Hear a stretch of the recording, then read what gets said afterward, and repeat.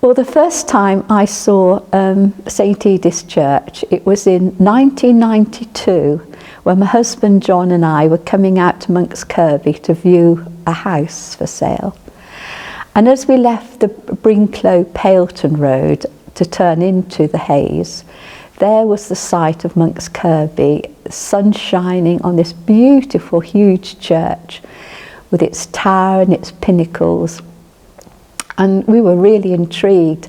And as we followed the lane around into Monk's Kirby, we were delighted to find that the house for sale was right opposite the church. So really, we just fell in love with both. And I can recall the first weekend we moved in, and on the Sunday evening, I looked out and the church was suddenly floodlit. And it was absolutely beautiful. All the stonework came all peachy and golden.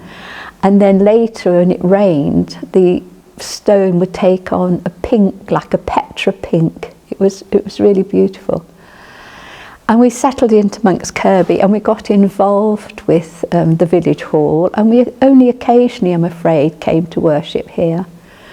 And then circumstances changed and we let the house and we went abroad for 6 years. And when we returned in 2002, we decided we would definitely make more of an effort. And so we became regular members of the church, and gradually we were asked to help out with being sizeman or doing a reading, and I joined Judith Weatherall's band of church cleaners. And we settled down into life, and it was really good. We eventually were invited to join the PCC, and around that time a few of us thought that the church should be open during the day. So we invited a representative from a group called the Open Churches, and they came and we had this conversation where they explained to us that we were less likely to get things stolen from an open church than when the church is closed and people can break in. So after a while we decided, yes, we would do that. And because John and I lived so close to the church, we were obviously the ones that said, well, we'll lock and unlock the church. So my husband used to unlock it faithfully every morning, and I was the one to do it in the evening. But sometimes things got in the way, like food or a glass of wine, or someone would call, and I'd just be getting into bed and I'd say to John, did you lock the church? No, he said, I didn't. You said you were going to. So I would get out of bed and put a coat over my pyjamas and come here and lock the church in the dark. And occasionally I would be asked to put the heating on for a service the following day. And quite often I used to forget. So that often in the middle of the night I could wake up and remember, and out of bed with my torch and my jacket and over in the dark to put the heating on. As we went through this interregnum, we had got into taking lay services, and we got more confident, and my husband took the family service, and he had lots of help from teachers and the headmistress, and also from Patricia Barnett.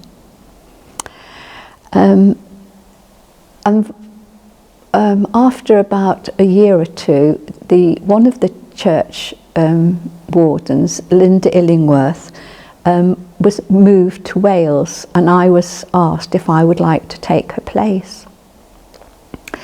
So I didn't think a great deal. I thought, well, I've seen what happens and we've done most things. So yes, I did agree, and I was sworn in, and then afterwards realised what I had promised to do, which not only included looking after the inside of the church, but the outside as well, like paths and the churchyard and wobbly graves and blocked gutters and drains, and ordering of oil for the central heating.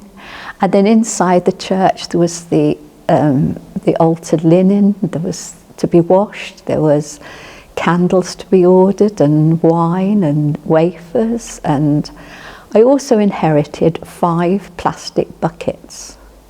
So when it rained, I would have to rush out of my home and come into the church and place these buckets in certain areas to catch the water from the leaks that we had in this main roof here in church. So at a PCC meeting, we said, look, we've got to get this sorted. And no one seemed to be very keen on getting involved with faculties and looking for funding. So my husband said, look, I'm going to advertise in our local magazine, which everyone thought, oh, for someone to come and help us. And who should offer but Patricia Barnett? So she came and joined our PCC and was responsible for getting our roof in this main building sorted. And then she carried on to have the brickwork and the stonework rather, and the baptistry window renewed and replaced, not replaced but repaired. And finally she was responsible for the new Trinity rooms that we have, and we're very, very grateful to her.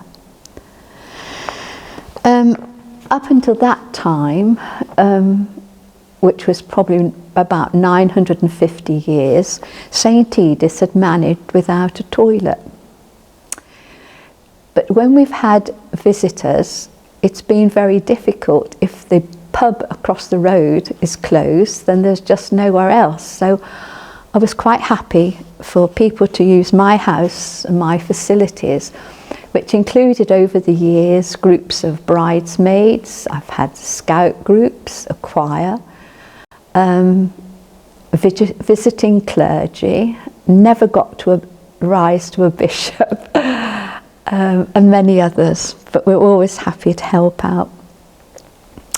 Then one Christmas we have, on just before the last Sunday before Christmas, we always have a huge a carol service by candlelight with the built-in silver band. And I'd come across to put the heating on, not in my pyjamas this time, and I was always told it was an old boiler. Before you put the heating on, say a prayer, then turn the key. And you always used to do that, and you could hear a clunk, clunk, and then a poof as it fired. But this time, I didn't even get a clunk. So I tried it again, no, still no good. So I had to phone up various people to come and have a look. And the upshot was that we needed a new boiler. And it's Christmas, coming up to Christmas, and the church is bitterly cold. And we'd got about 300 to 400 people coming for this service. So Bill Woolliscroft, a member of the PCC, bought his grain dryer. I don't know what the official name is, but it was like a huge tumble dryer that he plugged in the baptistry with it pointing towards the main church. And we had that on for some hours before the service. And in those days, each person would be given a candle in a jam jar as part of to hold during the service. So for this year, everyone was trying to keep their hands warm on their candles. But we survived the service, and that was good. But the first service in the new year was our Toddler's Praise, and that had been started by Pam Baxter, who was an early years specialist. And we had about a dozen children under school age, and they would come once a month, and we would have a really lovely time. Pam was marvellous. We never had cotton wool to stick on sheep. It was always the real lamb's wool. And we all had always interacted, and we'd do a little kind of play for each of the lessons, those services. And one of my favourite ones was when we talked about the part in the Bible where Jesus had said to the disciples to put their nets on the other side of the boat because they were not very successful in fishing. So we got some of the staging, which we upturned and put in the chancel to make a boat.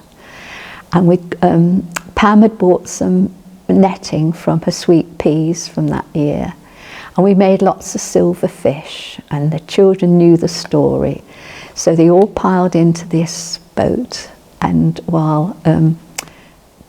and put their nets over the side, and then they were distracted, and we'd made a lot of silver fish, I put the silver fish into the net, and then of course when they brought the net in, then they had got all of them.